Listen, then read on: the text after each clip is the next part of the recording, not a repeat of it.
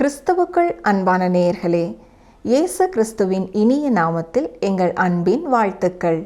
நாம் கடந்த நிகழ்ச்சியிலே யாத்திராகமம் 6ஆம் அதிகாரம் 13ஆம் வசனம் வரை கற்றுக்கொண்டோம்.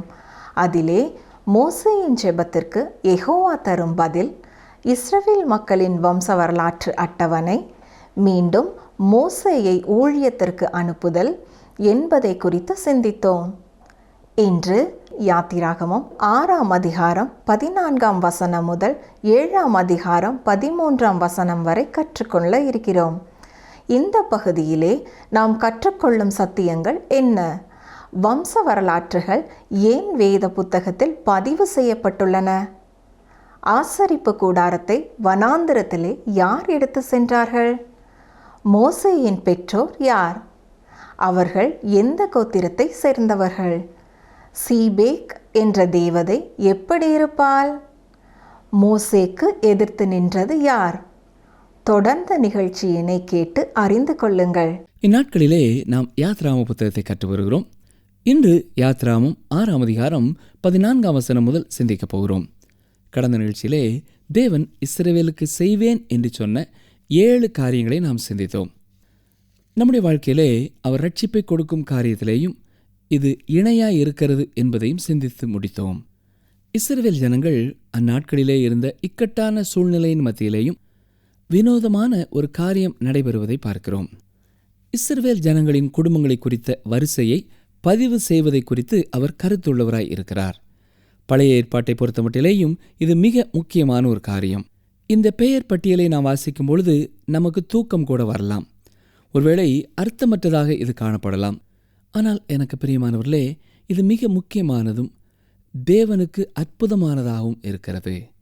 இந்த வம்ச வரலாறுகள் பதிவு செய்யப்பட வேண்டும் என்பதை குறித்து அவர் உறுதியுள்ளவராய் இருந்தார். நாம் யார் யாரை குறித்து வாசிக்கிறோம்? அவருடைய பிள்ளைகள் யார் யார் என்பதை குறித்து அறிந்து கொள்ள தேவன் விரும்புகிறார். என்னை குறித்தும் உங்களை குறித்தும் தேவன் அதையே தான் விரும்புகிறார். இயேசு கிறிஸ்துவின் மேலே நாம் வைக்கும் விசுவாசத்தினாலே அவருடைய குமாரர்களும் அவருடைய குமாரத்திகளுமாய் இருக்க வேண்டும் என்று விரும்புகிறார். பாருங்கள், யாத்ராமம் 6ஆம் அதிகாரம் 14 முதல் 16ஆம் வசனம் வரை. அவர்களுடைய பிதாக்கள் வீட்டாரின் தலைவர் யாரென்றால், இஸ்ரவேலுக்கு முதல் பிறந்தவனாகிய ரூபனுடைய குமாரர் ஆனோக்கு, பல்லு, எஸ்ரோன், கர்மி. இவர்கள் ரூபனுடைய வம்சங்களின் தலைவர். சிமியோனின் குமாரர் எமுவேல், யாமீன், ஓஹாத், யாகீன், சோஹார். கானானிய ஸ்திரீயின் குமாரனாகிய சவுல். சிமியோனுடைய வம்சங்களின் தலைவர் இவர்களே. உற்பத்தி கிரமப்படி பிறந்த லேவியின் குமாரருடைய நாமங்களாவன: கெர்சோன், கோகாத், மெராரி என்பவைகள். லேவி 137 வருஷம் உயிரோடு இருந்தான். கவனித்தீர்களா?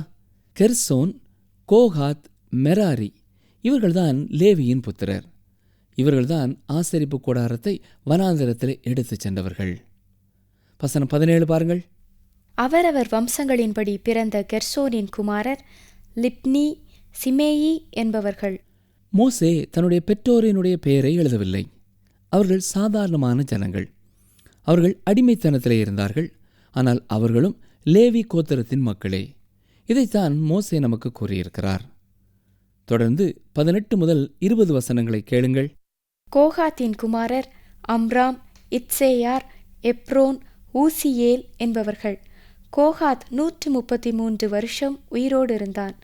மெராரியின் குமாரர் மகேலி, மூசி என்பவர்கள். அவரவர் சந்ததியின்படி லேவியினுடைய வம்சங்களின் தலைவர் இவர்களே. அம்ராம் தன் அத்தையாகிய யோகபேத்தை விவாகம் பண்ணினான்.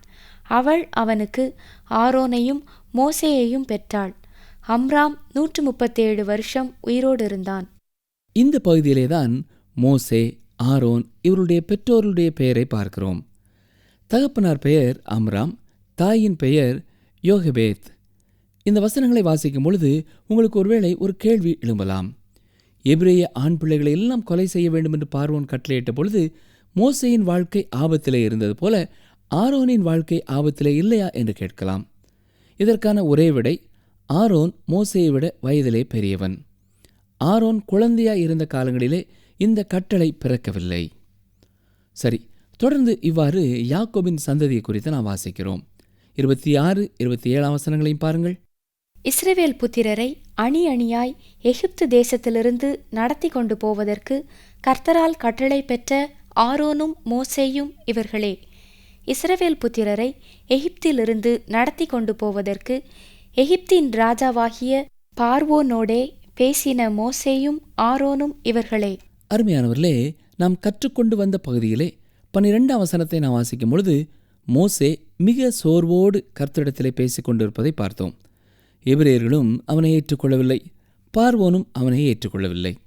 இப்பொழுது தேவன் எப்படிப்பட்ட சூழ்நிலையிலே தலையிட்டு மோசேயினுடைய பின்னணியத்தை குறித்து நமக்கு சொல்லுகிறார் பார்த்தீர்களா? இஸ்ரவேல் ஜனங்களை அவன் விடுதலை செய்யும் முன்னதாக அவன் எதை பற்றி கொண்டிருக்கிறேன் என்று சொல்கிறானோ அதற்கு தக்கதாக அவன் வாழ வேண்டும் என்பதை தேவன் விரும்புகிறார். இந்நாட்களிலே சிலர் இயேசு கிறிஸ்துவின் கன்னி பிறப்பை விசுவாசிக்க வேண்டியதில்லை என்று கூறுகிறார்கள். ஆனால் அருமையான சகோதரனே, சகோதரியே, அது விசுவாசிக்கப்பட வேண்டிய முக்கியமான ஒரு சத்தியம். நீங்கள் ரட்சிக்கப்படுவதற்காக கன்னிப்பிறப்பை விசுவாசிக்க வேண்டியதில்லை. நீங்கள் ரட்சிக்கப்படுவதற்கு அவருடைய மரணத்தையும் உயிர்த்தெழுதலையும் தான் விசுவாசிக்க வேண்டும். ஆனால் நீங்கள் ரட்சிக்கப்பட்ட பின்னர் நீங்கள் அவரை குறித்து அறிந்து கொள்ள வேண்டும். அப்படி அவரை குறித்து நீங்கள் அறிந்து கொள்ளும் பொழுது அவருடைய கன்னிப்பிறப்பை குறித்தும் அறிந்து கொள்வீர்கள். அவர் கன்னியின் வயிற்றிலே பிறக்கவில்லை என்றால் அவரை நம்புவதிலே ஒரு தவறான தீர்மானம் நீங்கள் செய்திருக்கிறீர்கள். அவர் கன்னியின் வயிற்றிலே பிறக்கவில்லை என்றால் தான் யார் என்று அவர் சொல்கிறாரோ அவர் இல்லை. நிகழ்ச்சி கேட்டுக்கொண்டிருக்கிற அருமையான சகோதரனே, சகோதரியே, ரட்சிக்கப்பட்ட எந்த ஒரு சகோதரனும் சகோதரியும் அவருடைய கன்னிப்பிறப்பை மறுக்க முடியாது. எனவே மோசே, ஆரோன் என்பவர்கள் யார் என்று சொல்லுகிறார்களோ அவர்களும் அவர்களாக இருக்க வேண்டியது அவசியமானதே. மோசே எகிப்தை விட்டு கடந்து சென்று 40 ஆண்டுகள் உருண்டோடிவிட்டது. இந்த காலகட்டத்திலே தான் மீதியானியரிலே ஆசாரிய குடும்பத்திலே ஒரு பெண்ணை அவன் திருமணம் செய்கிறான். இப்பொழுது மீண்டுமாக எகிப்திற்கு வந்திருக்கிறான். அப்படி என்றால் யார் இவன் என்ற கேள்வி வருகிறது. இங்கே இந்த வம்ச வரலாற்று அட்டவணை மோசே யார் என்பதை தெளிவுபடுத்துகிறது. இவன் லேவி கோத்திரத்தைச் சேர்ந்தவன். தகப்பனாருடைய பெயர் அம்ராம், தாயினுடைய பெயர் யோகபேத். எகிப்து தேசத்திலே அவன் செய்து முடிக்கும்படியாய் அனுப்பப்பட்டிருக்கிற பணிக்கான தகுதி இவனிலே இருக்கிறது என்பதை இந்த வம்ச வரலாறு தெளிவுபடுத்துகிறது. இதன் அடிப்படையிலே தேவன் மோசேயையும் ஆரோனையும் குறித்த தன்னுடைய அழைப்பை புதுப்பிக்கிறார். பாருங்கள், யாத்திராகமம் 6ஆம் அதிகாரம் 28 முதல் 30 வசனங்கள். கர்த்தர் எகிப்து தேசத்திலே மோசேயோடே பேசின நாளில் கர்த்தர் மோசேயை நோக்கி, நானே கர்த்தர், நான் உன்னோடே சொல்லுகிறவைகளை எல்லாம் நீ எகிப்து ராஜாவாகிய பார்வோனுக்கு சொல் என்று சொன்னபோது மோசே கர்த்தருடைய சன்னிதானத்தில், நான் விருத்த சேதனமில்லாத உதடுகள் உள்ளவன், பார்வோன் எனக்கு எப்படி செவி கொடுப்பான் என்றான். இங்கே மீண்டுமாக மோசே சாக்கு போக்கு சொல்ல ஆரம்பிக்கிறான். அவன் செய்யும்படியாய் எதிர்பார்க்கப்படுகிற பொறுப்பானது ஒரு நல்ல அருமையான ஒரு பணி என்று சொல்ல முடியாது. எல்லாராலும் புறக்கணிக்கப்பட்ட ஒரு நிலைமைக்கு வருகிறான். லேவியர் குடும்பத்தைச் சேர்ந்தவன் என்பதை சொன்னாலும் அவன் புறக்கணிக்கப்படுகிறான்.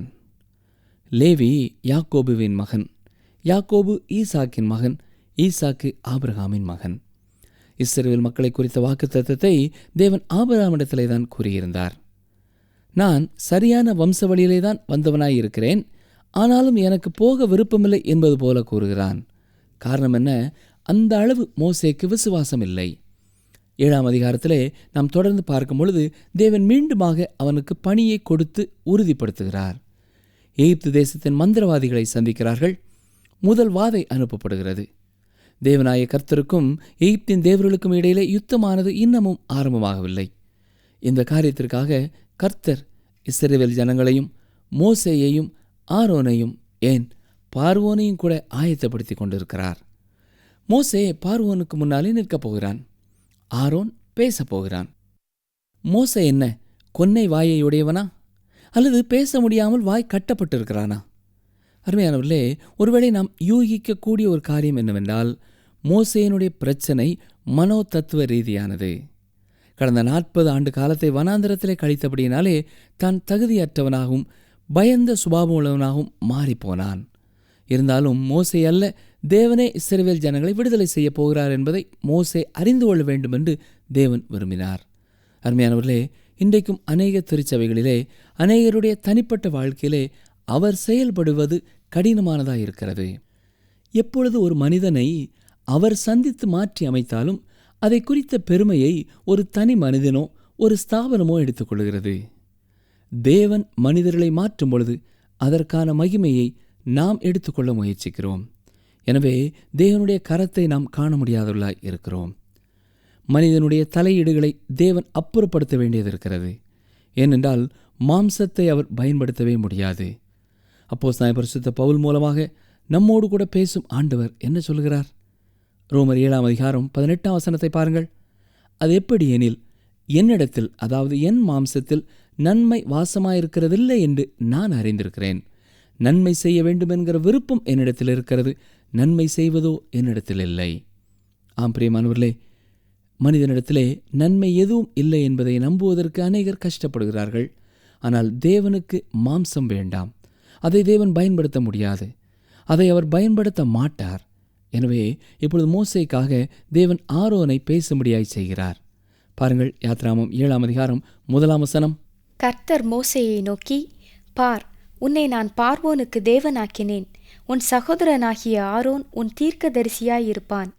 தீர்க்கதரிசியை குறித்த மிக அருமையான ஒரு விளக்கம் இது என்று சொல்லலாம். பார்வோனுக்கு மோசேயும் ஒரு கடவுளாக போகிறான். எப்படி? மோசேக்காக பேசுவதற்கு அங்கே ஆரோன் இருக்கிறான்.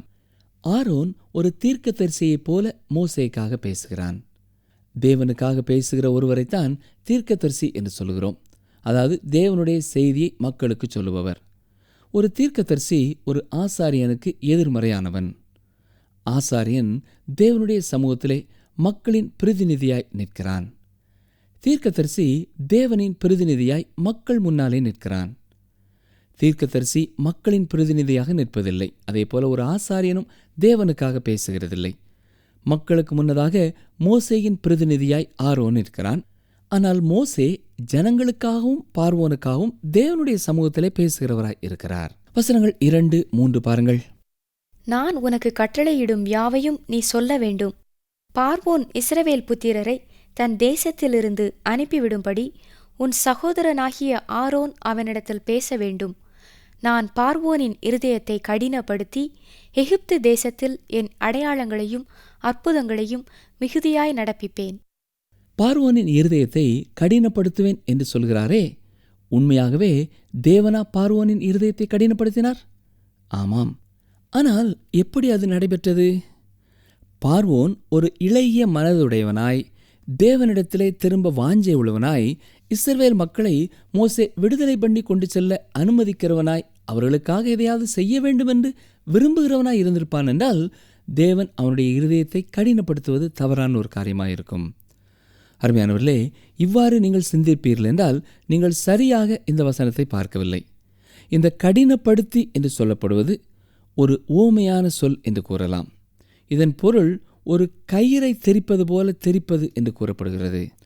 அதாவது தேவன் பார்வோனின் இருதயத்தை திருப்பினார்.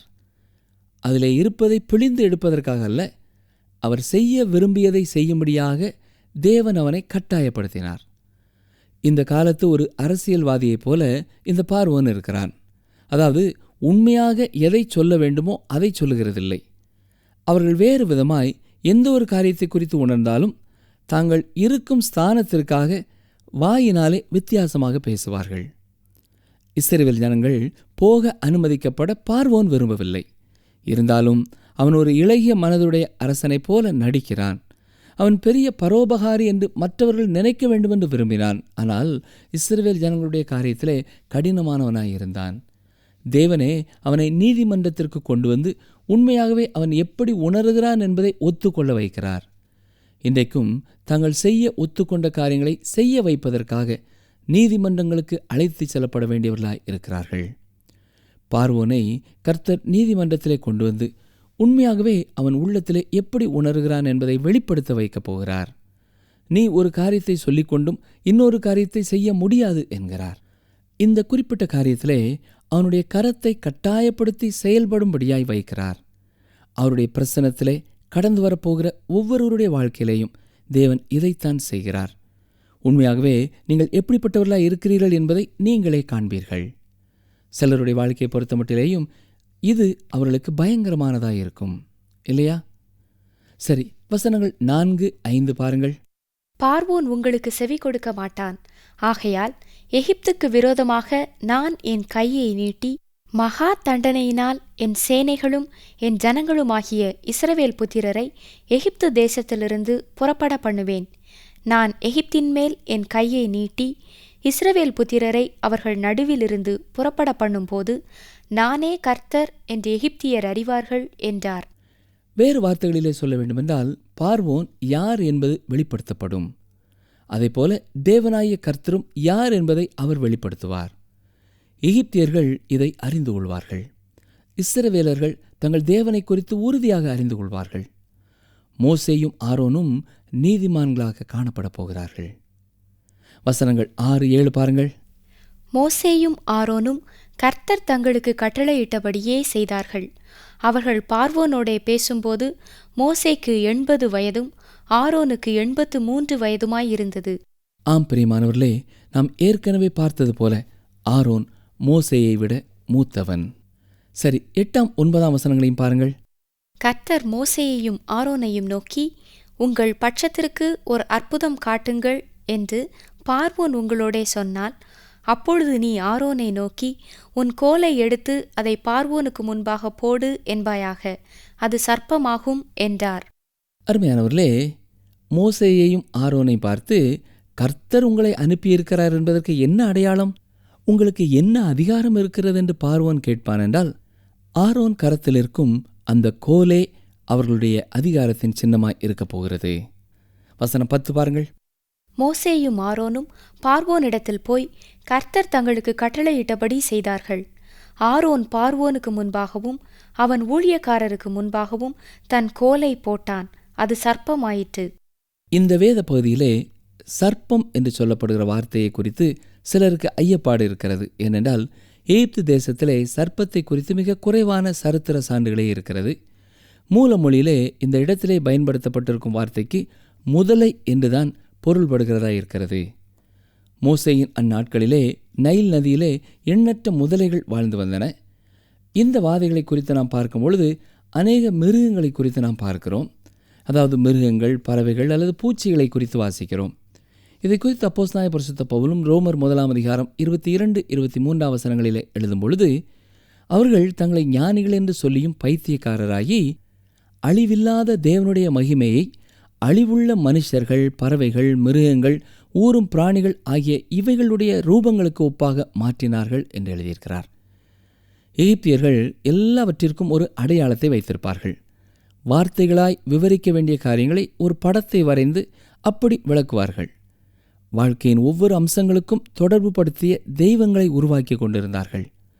ஒரே தெய்வ வழிபாடாய் இருந்த மனு குலத்தை பல தெய்வங்களை வழிபடும் மக்கள் கூட்டமாக்கினார்கள். ஒரு மகா உன்னதமான தேவன் இருக்கிறார் என்பதை நம்பினார்கள். அவர் உண்டாக்கப்பட்டவர் அல்ல, தானாக தனித்திருக்கிறவர், சர்வ வல்லமையுள்ளவர், நித்தியமானவர். இதை அவர்கள் அறிந்தவர்களாயிருந்தாலும் மனிதனுடைய காரியங்களிலே தலையிடும் அளவிற்கு அவர் குறைந்தவர் அல்ல, அவர் மகா பெரியவர். எனவே தங்களுக்கு தாங்களே தேவர்களை உண்டு பண்ணி கொள்ள வேண்டும் என்று உண்டு பண்ணி கொண்டார்கள். அவர்கள் பிசாசுகளை வணங்க ஆரம்பித்தார்கள், பொல்லாத ஆவிகளை வணங்க ஆரம்பித்தார்கள் என்று ஒரு சரித்திர ஆசிரியர் எகிப்தியர்களை குறித்து எழுதியிருக்கிறார். பிரியமானவர்களே, அத்தேனே பட்டணத்திற்கு பவுல் சென்ற பொழுதும் இதைத்தான் அவர் கண்டார்.